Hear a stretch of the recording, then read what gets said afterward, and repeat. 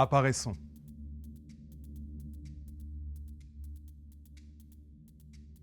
D'accord? Plus nettement. Il le faut. Apparaissons le mieux possible. Il ne faudrait pas que de mal apparaître on puisse nous nier. Il ne faudrait pas que les yeux glissent sur notre apparition sans que les corps soient saisis de certitude, sans que les corps soient saisis du frisson de la grâce, de la reconnaissance et de la terreur. Il ne faut pas négliger la terreur. Nous voilà, nouveaux insectes dans la fourmilière désertée, avec nos plans plein les poches et nos espoirs de fourmiller. Nous avons fait effraction, irruption, comme c'était prévu, vague déferlante, comme c'était prévu, au cœur des choses et des espaces de décision. Et aucun gardien de l'espace stratégique n'a encore donné l'alerte. Et aucune alarme n'a encore signalé l'ennemi public. Nous avons devant nous des heures et une liberté relative.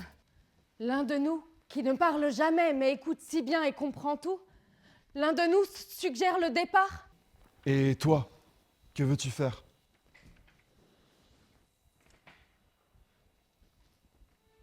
Nous refermons sur nous la porte des palais. Est-ce que c'est vraiment ça, franchir le mur des forteresses? Nous nous fondons dans le silence et cachons dans un pull nos grands frémissements.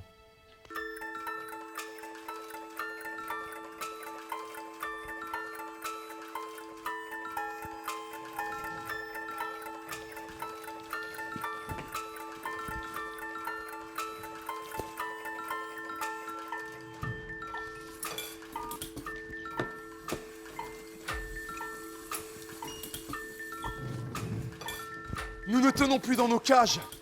Elle ouvre la fenêtre et ne s'inquiète plus que la pluie rentre dans la chambre. Il se regarde pour la dernière fois dans le miroir. Inspire. Expire. Se sent prêt. Exploser!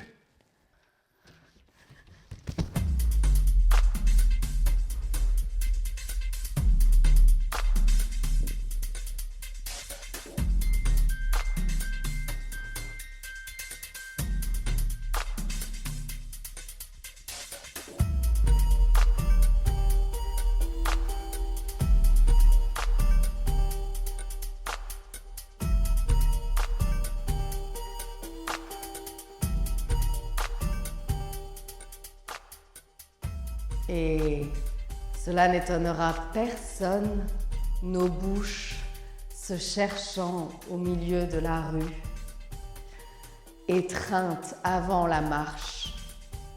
Nous sommes de la même nature au plus profond et pétris de la même langue. Nous sommes nés d'un même cri et de la même humanité secrète. Il n'y aura plus à avoir peur de ce que nous sommes vraiment.